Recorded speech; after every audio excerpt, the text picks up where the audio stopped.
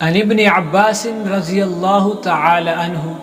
یقول سمعت النبی صلی اللہ علیہ وسلم، سیدنا عبداللہ بن عباس رضی اللہ تعالی عنہ بیان کرتے ہیں کہ میں نے رسول اللہ صلی اللہ علیہ وسلم کو ارشاد فرماتے ہوئے سنا کہ رسول اللہ صلی اللہ علیہ وسلم نے فرمایا، اگر ابن آدم کے پاس مال کی 2 وادیاں ہوں تو وہ تیسری کی خواہش کرے گا، اور کہا ابن آدم کا پیٹ مٹی ہی بھر سکتی ہے، یعنی مرنے کے بعد قبر کی مٹی ہی ابن آدم کا پیٹ بھر سکتی ہے، دنیا کی کوئی چیز اس کا پیٹ نہیں بھر سکتی۔ اور فرمایا اللہ تعالیٰ اسی بندے کی توبہ کو قبول کرتے ہیں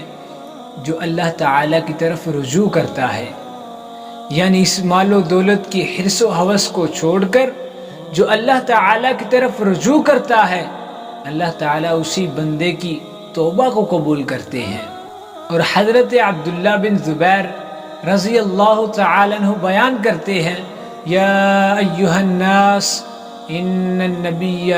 صلی اللہ علیہ وسلم کان یقول، اے لوگو بے شک نبی صلی اللہ علیہ وسلم ارشاد فرمایا کرتے تھے، اگر ابن آدم کے پاس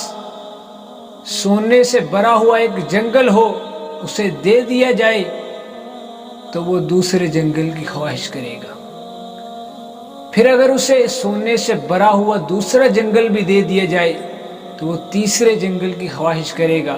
کہ اسے سونے سے بھرا ہوا تیسرا جنگل بھی مل جائے۔ اور رسول اللہ صلی اللہ علیہ وسلم یہ بھی فرمایا کرتے تھے کہ ابن آدم کا پیٹ قبر کی مٹی ہی بھر سکتی ہے، کوئی چیز نہیں بھر سکتی۔ اور اس حدیث مبارکہ میں بھی فرمایا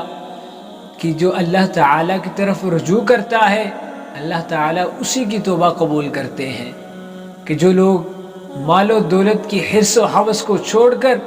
اللہ تعالیٰ کی طرف رجوع کرتے ہیں اللہ تعالیٰ انہی کی توبہ کو قبول کرتے ہیں۔ اور حدیث مبارکہ میں ہے کہ رسول اللہ صلی اللہ علیہ وسلم نے فرمایا کہ جس آدمی نے حرام مال کمایا اور اس مال سے اس نے کسی کے ساتھ صلہ رحمی کی،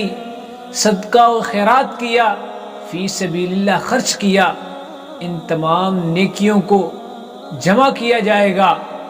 اور اس حرام کمانے والے آدمی کے ساتھ ان نیکیوں کو بھی جہنم میں ڈال دیا جائے گا۔ یعنی جو شخص حرام کا مال اللہ کی راہ میں خرچ کرے، یا کسی سے صلہ رحمی کرے، یا صدقہ کرے، فی سبیل اللہ خرچ کرے،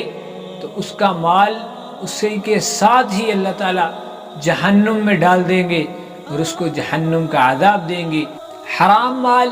چاہے فی سبیل اللہ ہی خرچ کیا جائے تو اللہ رب العزت کے ہاں قبول نہیں، بلکہ وبال جان بنے گا،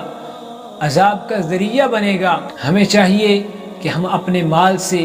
حلال مال سے صدقہ کریں، صلہ رحمی کریں، فی سبیل اللہ خرچ کریں۔ اللہ تعالیٰ اسی کی توبہ کو قبول کرتے ہیں جو اللہ تعالیٰ کی طرف رجوع کرتا ہے، اور صدقہ بھی اسی کا قبول کرتے ہیں، خیرات